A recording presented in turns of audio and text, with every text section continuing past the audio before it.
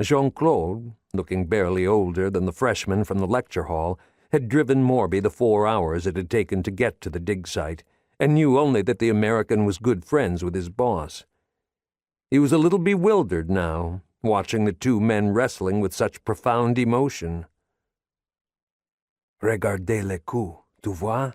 Morby whispered. "Look at the neck, see?"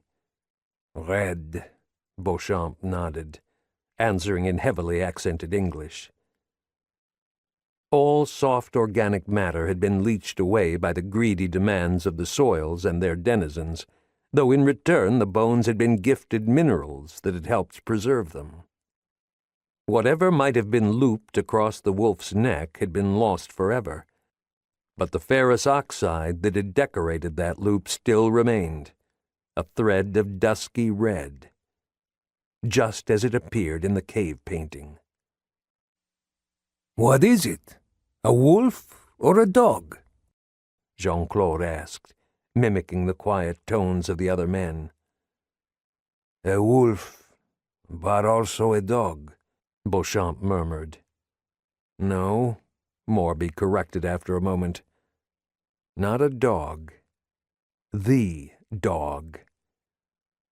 He turned to Jean-Claude. "You've found the very first dog." Jean-Claude contemplated this. Morby wondered if the young man saw what Morby saw, what Beauchamp saw, fossil evidence of a turning point in human history. No, to mimic the sentence structure he'd just used, not a turning point, the turning point, when we went from enduring to prevailing. "But then who is the man? There must be a reason why he's buried with the dog." Morby stood, his knees snapping back into position. He slapped his palms on his sides, raising dust in the afternoon sun. "Well, yes, you raise a very interesting point," Morby agreed. "I have spent so much of my career pondering how it is possible that wolves evolved into our friends and companions, evolution being the glacial process that it is. But suppose we look at it in a different way. How did we humans go from being preyed upon by wolves to living with them? From wolf food to dog masters, if you will.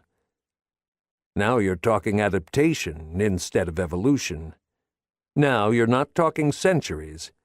You're talking a single generation. The life of one person. 20 years, let's call it. So, Jean-Claude, you ask an important question. A very important question indeed. Who is the man?